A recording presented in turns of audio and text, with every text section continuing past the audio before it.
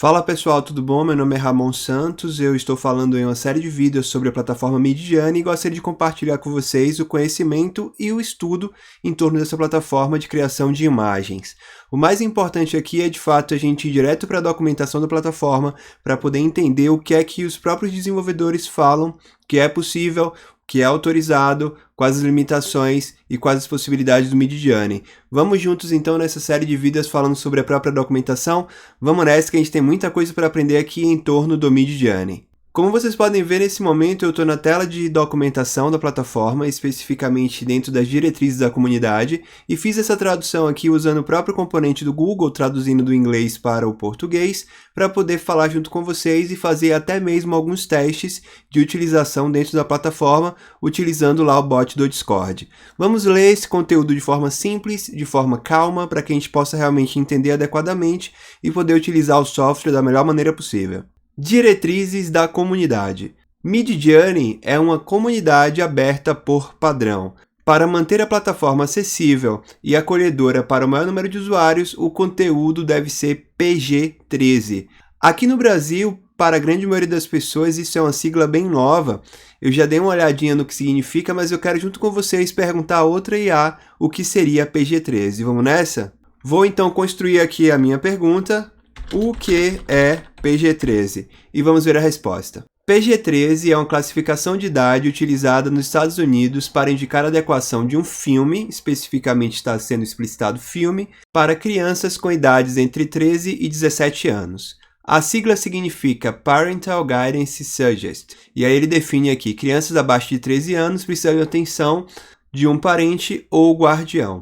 A classificação PG-13 foi introduzida em 1984 como uma resposta a críticas de que alguns filmes R, restritos apenas para maiores de 17 anos, continham conteúdo excessivamente violento ou sexual explícito para crianças que, naquele momento, teriam entre 13 e 17 anos e poderiam acabar tendo acesso ao conteúdo. Filmes classificados como PG-13 podem conter material que é considerado inapropriado para crianças menores de 13 anos, mas ainda são considerados adequados para adolescentes com a supervisão de um adulto. Ou seja, dá para descer bastante utilizando o conceito PG-13, mas quando a gente fala de criança, a gente precisa ter uma atenção especial.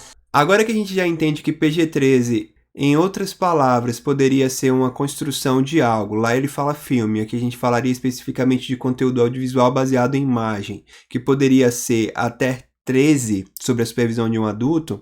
Vamos entender aqui um pouco mais do detalhamento que o Midjourney mesmo apresenta para a gente. Seja gentil e respeite uns aos outros e aos funcionários da empresa desenvolvedora do Midjourney. Não crie imagens ou use prompts de texto que sejam inerentemente desrespeitosos, agressivos ou abusivos. Isso aqui é interessante porque na construção de um prompt a gente está de fato escrevendo para a inteligência artificial uma mensagem. Então a gente pode acabar criando prompts, mensagens de texto que possam se ter esse cunho desrespeitoso, independentemente da forma como ele está estruturado.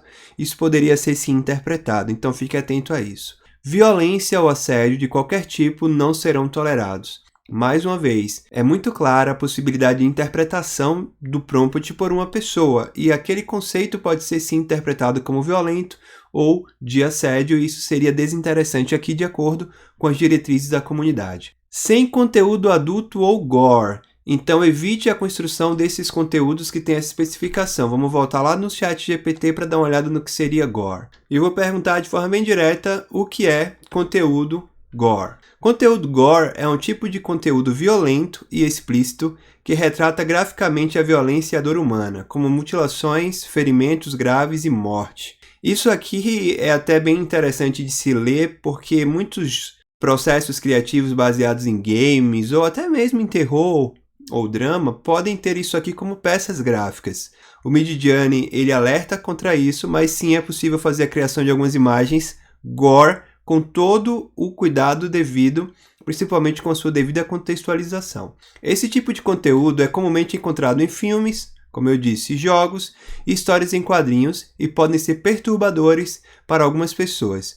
O conteúdo gore é frequentemente classificado como inapropriado para crianças e pode ser restrito a menores de idade. Eu acho que aqui está até um dos elementos mais importantes, afinal, muitas das artes que a gente pode criar no Midjourney pode acabar numa rede social, pode acabar chegando a uma criança, a gente precisa ter responsabilidade com isso.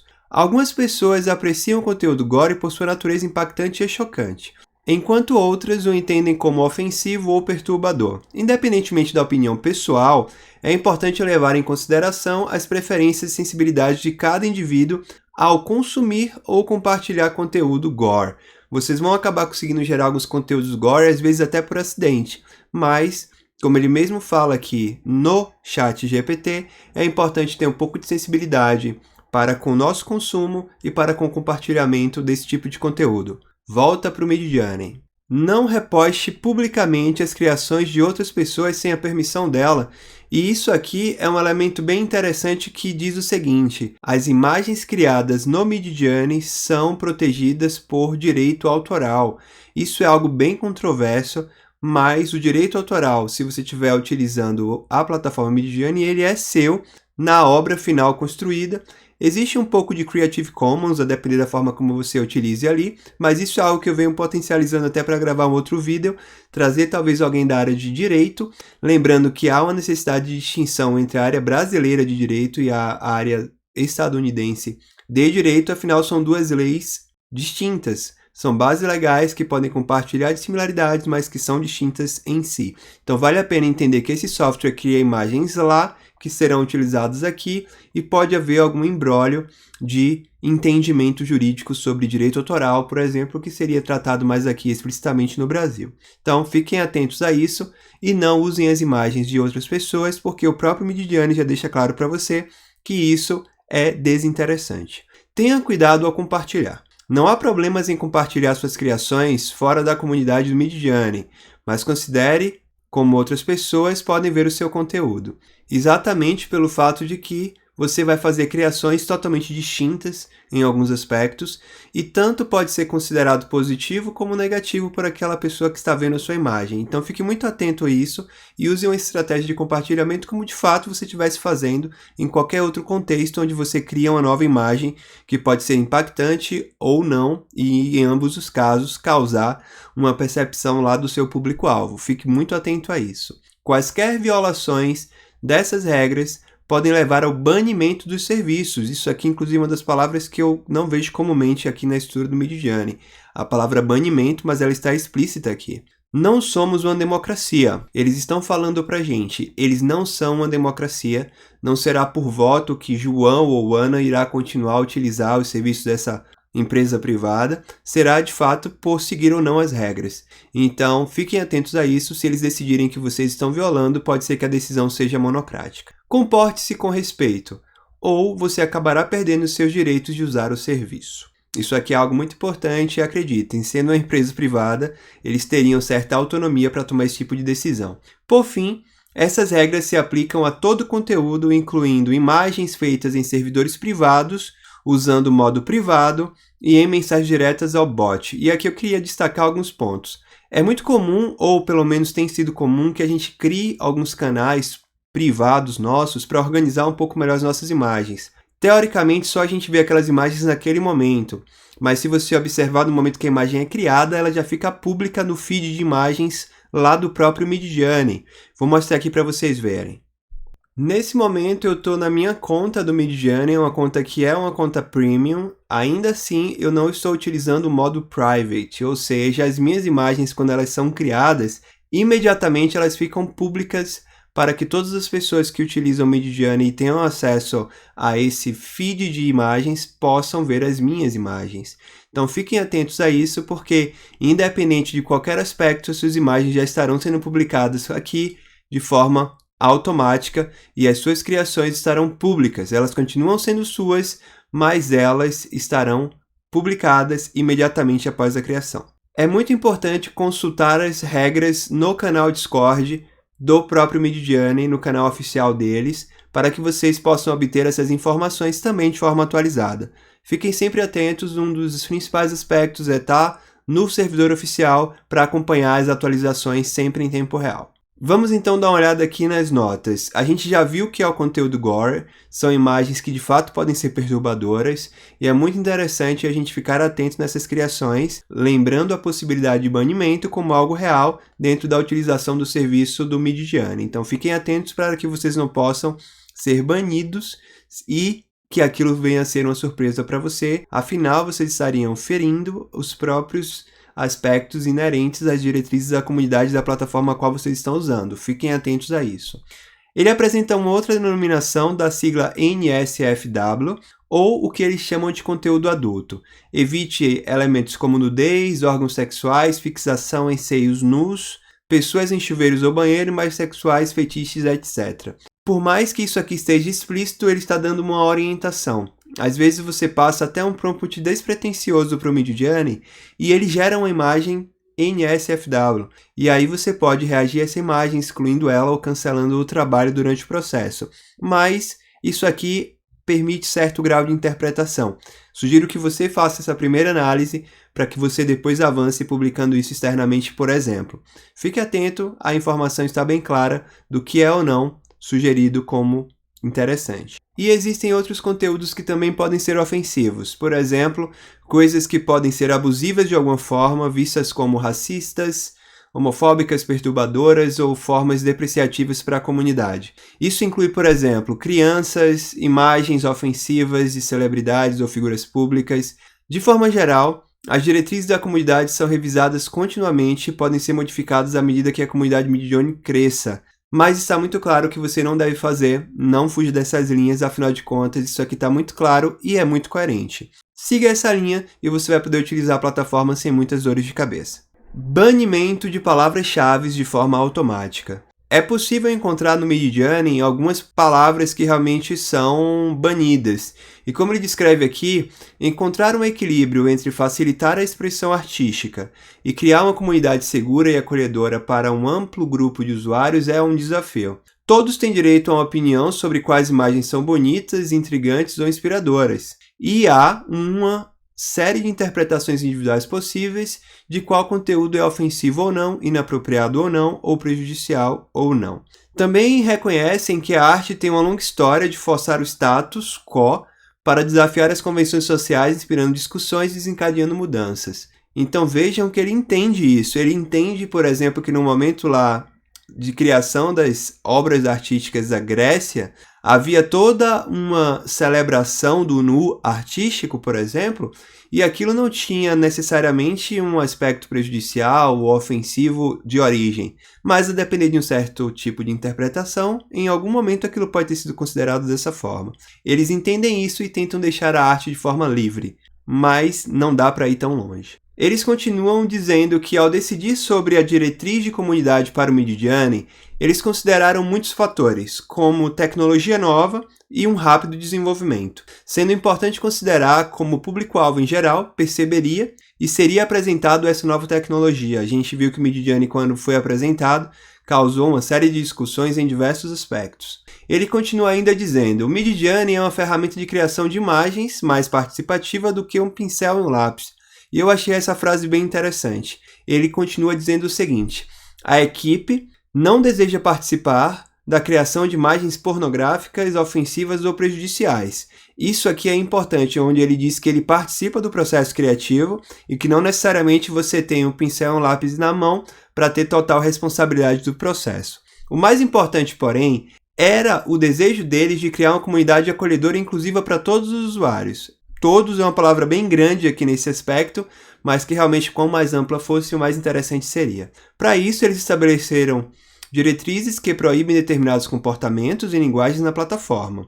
Um aspecto dessas diretrizes é proibir palavras e frases usadas de maneira prejudicial ou ofensiva para os membros da comunidade. Eles entendem que há necessidade de equilíbrio durante o processo de decisão para banir certas palavras que podem não agradar a todos. Ainda assim, esperam que as pessoas que utilizam o Midjourney respeitem o esforço deles para criar uma comunidade positiva e solidária, incentivando que todos se expressem de forma criativa, mas de maneira respeitosa e atenciosa como um todo. Por que uma determinada palavra é proibida? Esse tópico aqui também é interessante porque traz exatamente o aspecto de entendimento pelo motivo qual algumas palavras e até mesmo emotes possam ser banidos durante a sua utilização dentro do Midjourney. Aqui ele demonstra que algumas palavras e frases são proibidas especificamente porque produzem conteúdo amplamente considerado inapropriado, ofensivo ou prejudicial. Se você colocar palavras como sexy ou qualquer outra associada a essa, a probabilidade de que a inteligência artificial tenha um viés de criação nesse sentido seria natural e de fato é. Por esse motivo, eles banem algumas palavras. Algumas dessas palavras parecem seguras, mas produzem consistentemente imagens que violam diretrizes de conteúdo. E, de fato, no momento que você estiver criando o seu prompt, às vezes você dê um Ctrl+C, Ctrl+V lá da Bíblia e ele vai apresentar alguma palavra que foi considerada inapropriada. Isso já aconteceu comigo. Lembrem-se de que o Midjourney não entende a linguagem da mesma forma que o humano, ou não necessariamente de forma completa, igual a um ser humano, mas tenta se aproximar bastante disso. Por exemplo, o emoji do pêssego é atualmente uma palavra proibida, e o prompt lindo pomar de pêssego adicionaria ao filtro de palavras proibidas. Foi adicionado ao filtro de palavras proibidas especificamente por causa desse emoji. Ninguém acha que um belo pomar de pêssegos, por exemplo, seria ofensivo ou inseguro para ser visto num trabalho. Porém, o emoji pêssego também é uma gíria comum para partes de corpos e geralmente associada a uma imagem não NSFW. Portanto, os resultados reais de solicitar um belo pomar de pêssego são mais problemáticos do que você pensaria. E ele demonstra aqui abaixo que foi de fato banido a frase, e ele mostra aqui abaixo que de fato, caso você tente utilizar esse emote, você terá uma apresentação de prompt banido. Vamos tentar isso na prática? Vou tentar copiar o mesmo texto que ele está apresentando aqui abaixo como prompt. Estou nesse momento no próprio Midjourney Bot utilizando o Discord, trouxe aqui o prompt beautiful pêssego pomar e ele trouxe aqui. Eu estou nesse momento aqui no Discord utilizando o próprio Midjourney Bot, mandando DM para ele e vamos dar um Ctrl+V exatamente do prompt que ele disse que era banido. Vamos ver o resultado. Como vocês puderam ver, esse prompt de fato está banido, especificamente pela utilização do emote. Tanto que eu vou fazer aqui um envio da mesma estrutura de prompt modificando esse emote. E eu vou colar nesse momento um emote de uva e tentar passar o mesmo prompt. Algo bem interessante que você poderia se perguntar é, e se eu mandar apenas um emote, o Midjourney vai fazer uma imagem? Vai. Se você colocar vários pontos, letras, números, códigos alfanuméricos, ele vai tentar sim fazer uma interpretação. Então vamos ver o resultado aqui do que seria a criação de um belo pomar de uvas. Observe que ele já não me mostrou a mensagem de que aquele prompt está banido, está tentando fazer a criação e vai gerar a imagem aqui sem nenhum problema. E por fim, apenas para que vocês possam conferir, está aqui o nosso pomar de uvas gerado. Algumas uvas meio laranjinhas. Voltando então para a documentação do Midjourney, finalizando essa sessão. Os usuários que violarem repetidamente os termos de serviço podem ser advertidos por um moderador, receber um tempo limite para acessar o bot ou até mesmo serem bloqueados do serviço. Não estejam nessa lista, seria bem desinteressante. Outro elemento que eu achei bem interessante do Midjourney, e eu costumo utilizar isso bastante, é o autopoliciamento e o uso de relatórios. Ocasionalmente, os prompts produzirão involuntariamente conteúdo não PG-13. Autopolicia essas imagens usando a reação do emoji X. Então vocês podem utilizar esse recurso para que as imagens geradas de forma estranha possam ser evitadas pela própria inteligência artificial e também para o aprendizado dela. Vou mostrar isso aqui na prática para vocês verem como reagir com o X e dar uma resposta para que a inteligência artificial seja aprimorada. Estou novamente no Discord e como vocês podem ver, a imagem gerada tem a opção de reação. Dentre essas opções, uma delas é exatamente a opção X. Observem o resultado. Ao clicar na opção X, simplesmente a imagem é deletada e essa é a única forma também de deletar uma imagem após criada no Midjourney. Até agora eu não vi nenhuma opção diferente. Quando eu quero criar alguma imagem e o resultado é muito ruim, às vezes eu utilizo aqui a opção de deleção por meio dessa reação. Fica a dica. Outra opção é, durante a criação, você já pode acabar percebendo alguns resultados desinteressantes e ao clicar com o botão direito, selecionando Apps e clicando em Cancelar Job, você também vai poder excluir a imagem durante o processo de produção dela. Muitas vezes esse botão cancelar job fica ali ativo para que você utilize ele durante a criação da imagem, isso é bem comum, e se você vê algo desinteressante, pode usar isso aqui ao seu favor, tanto se autopoliciando como ajudando a inteligência artificial a melhorar o seu processo de criação. E adicionalmente, caso você identifique que ainda assim alguma imagem apresentou um resultado bastante estranho, você pode utilizar a opção de relatório. Ou seja, os usuários podem sinalizar qualquer imagem para revisão de um moderador, clicando com o botão direito do mouse na opção Apps e em seguida Report Job. E usando isso através do Discord ou no próprio site do Midjourney através dos 3 pontinhos. E depois disso, utilizando a opção Report, fazer o seu relato. Como a gente pode ver aqui abaixo, tanto no Midjourney você pode fazer esse report, como na galeria de imagens do Midjourney. Bem, pessoal, então esse foi um vídeo bem tranquilo, bem informativo, fazendo uma análise da documentação do Midjourney, compartilhando um pouco de experiência prática e de fato de estudo aqui na plataforma para que vocês possam utilizá-la da melhor forma possível. Mais uma vez, muito obrigado, estou muito feliz em compartilhar esse conhecimento com vocês, falando sobre inteligências artificiais diversas, para que realmente a gente possa utilizá-las da melhor forma ao nosso favor. Mais uma vez, muito obrigado por ter me acompanhado, a gente se vê com certeza nos próximos vídeos. Valeu, gente, tchauzinho!